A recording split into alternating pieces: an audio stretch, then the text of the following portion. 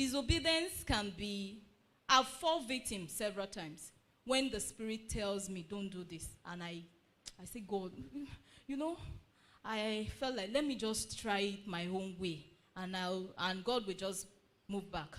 And when you put yourself in the place of God and you do it your own way, you see that it backfires, and you now start running back to God, and you start calling mercy, asking God for mercy, asking God for mercy, asking God for mercy. I pray that the grace for us to obey, there's obedience, there's success in obedience. That's what this Thursday lesson is telling us. There's success in obedience. There's prosperity in it. During the week, I come across a message by a pastor, and he said they were talking about wealth creation in a way of God. And he said two things. He said it's either you're doing it in a Babylonian way or you're doing it in a kingdom way.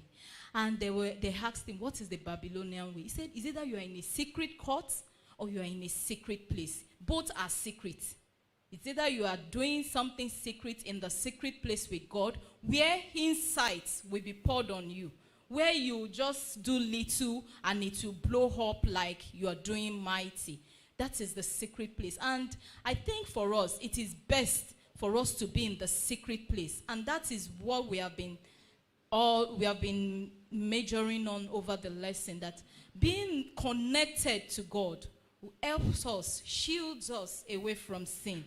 And there are other sins as little as not even praying. As little as not praying. You are a Christian and you don't pray. It's a sin. Oh. God will have mercy on us. And so with now the floor is open for contribution. We have contributions and questions if we, okay? One. You can come up, sir. Any other hand?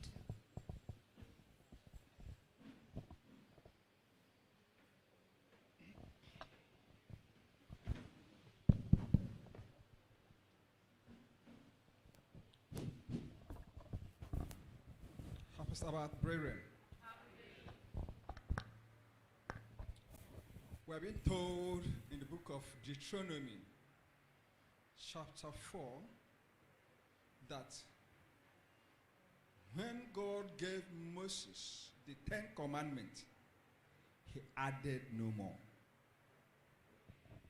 I think verse 13 or thereabout. He added no more. The 10 Commandments. And you go to Galatians chapter 3 verse 19. Apostle Paul was saying there, why do you serve this law? It was added because of transgression until the promise should come. And it was ordained by the hand of a mediator. What I'm trying to say is this. When Yahweh has given his 10 commandments written with his own finger, he did not add anything. But because of transgression of that 10 commandments, it was what Apostle Paul was telling us in Galatia. Why are you serving these laws? These laws was added because something was being transgressed. That is why we see all these ritualistic services. They were all added. And Jesus came and blotted them out. So obedience to the commandment of God, by the power Jesus has given to you, must be relied upon. If you don't rely upon Jesus, you cannot be able to keep the commandment of God. God bless us.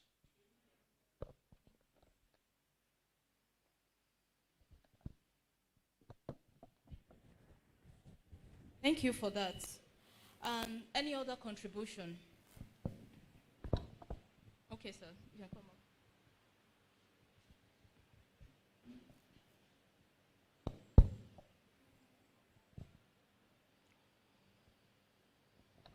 Praise the Lord. Hallelujah.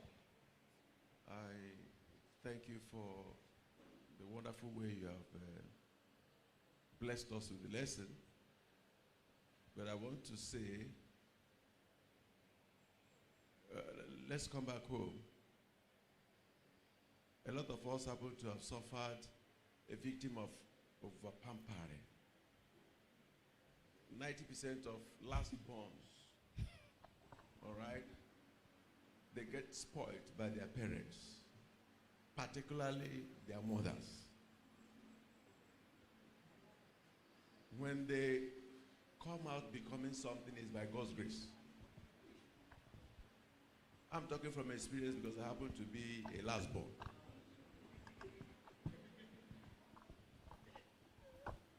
That was how God handled Israel. And they forgot, and they were behaving anyhow. You see, I have said this, all of us were shouting and kind of responding in one way or the other. But we're not different from Israel. A lot of us are even worse than the Israel we're studying about.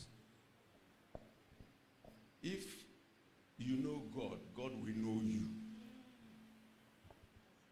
This month is called Kislev in Hebrew language. And to them is their 9th month. And something happened spectacularly this month. And what was it? The rainbow you're talking about, you are seeing, came out this month. And what does it mean? To you and I, the Israelites of today, you don't study, you know nothing.